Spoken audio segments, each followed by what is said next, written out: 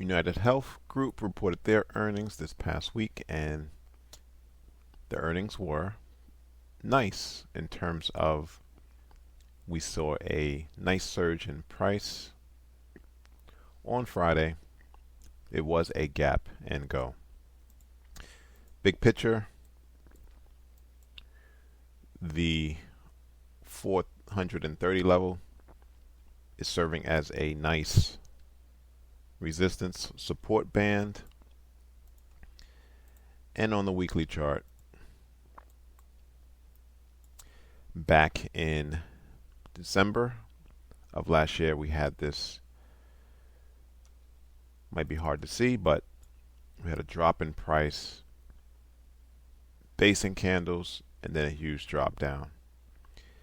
And so when price returned back in April, price dipped its toes in the water in this weekly seller's zone at $537 before moving down, where you had buyers protecting the $450 level. Before we get into and continue with the analysis, let's look at this article. It is coming from Inviz.com, Jim Cramer on UnitedHealth Q3 earnings. UNH is back. So the stock popped 2% after they reported better than expected financial results for the third quarter. They also raised their guidance for the full year. UnitedHealth is now calling for its per share earnings on an adjusted basis to fall between $24.85 and $25 in fiscal 2023. Its previous outlook was for $24.70 to $25. Shares of UnitedHealth have already gained about 18% over the past 3 months, but Jim Cramer remains constructive on this amazing health insurer, and rightly so, right? Premiums have increased from $6,000 in 2000 to $21,000 in 2022. That's an increase of 249% or 5.8% per year, more than double the inflation rate. So medical loss ratio stood at 82.3% in the third quarter, about 50 basis points better than the consensus estimates, which, as per Cramer, is a sign that UNH is back. Jim Cramer said the earnings release was a positive news for the broader space, as UNH is a key component in the health care universe.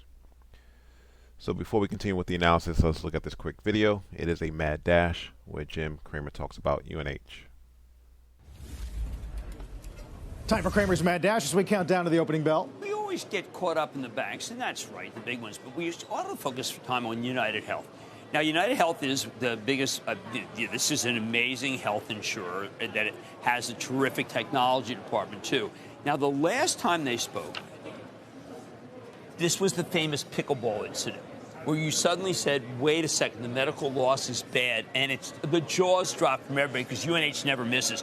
Well, UNH is back, and they've got the medical loss ratio perfect. They gain every line item I like. Some people say that their Optum business wasn't that good. I say, give me a break. But this is a key component in the healthcare universe, and I just want to point people out that there will be a plethora of stocks that will trade well off this. Have you heard anything on GLP-1s from them yet? Well, I'm waiting. I'm waiting. I think that you have to look. If I were on the call, the first thing I would say is, are you going to encourage people at major corporations that they say, listen, you should take GLP-1 because we find that the heart attack ratio is very good. But I think that everyone is still circumspect because Eli Lilly is only for diabetes, not for weight loss. But I have to tell you that if this holds up, you're going to see tons of stocks in this healthcare, of which there are many, say, but maybe the scare of too many operations post pandemic is now over. Good quarter. Yeah, and of all the Dow names, nothing moves the index more than UNH. I'm so glad you said that because that's why people might see that the market goes up. It's not going to be J.P. Morgan. It's going to be these guys. Yeah, that explains what futures are doing. So what is this GLP-1 that Jim Cramer mentioned on the Mad Dash. It does stand for glucagon-like peptide 1. And these are therapies that pertain to weight loss and diabetes. This is an article coming from Fairs Healthcare.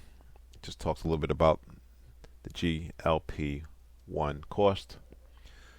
So the country's largest insurer is seeing a mixed response from clients in how they are responding to the growing clamor of GLP-1 therapies.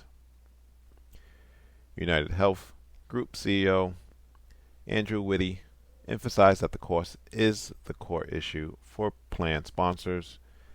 GLP-1 cost in the U.S. is about 10 times what the cost is in Western Europe. So pretty expensive in the U.S., which again is favoring the price action for UnitedHealth Group. Now, going to the weekly chart. Price did close above the zone, so we can take this level off.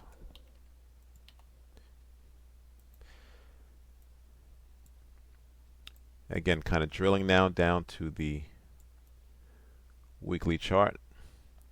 We can see that price did form a weekly a buyer's level. You have this rallying price, a basing candle, and then a rally out. Again, that zone is valid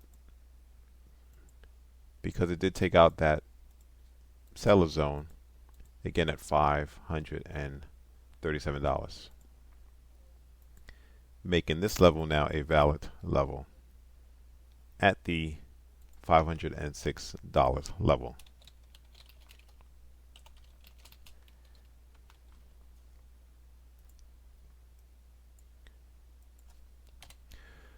All right, so let's go down to the daily chart. And we can see the gap higher.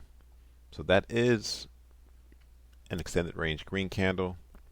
So not only do we have a weekly buyer's level at the 506 level, we also have a daily buyer's level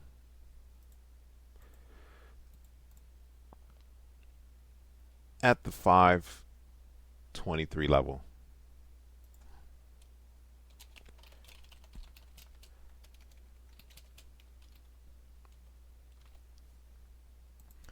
However,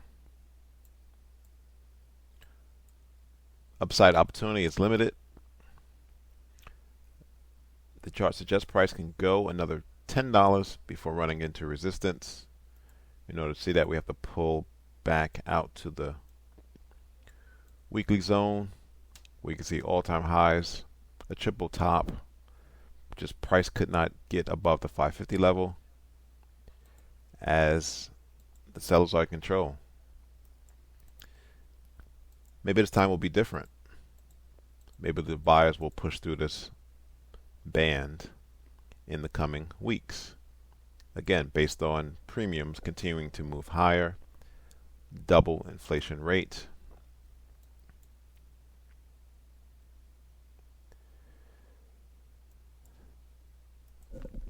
So if you are in the stock or were in the stock, sub 500, the charts are suggesting to take some off the table.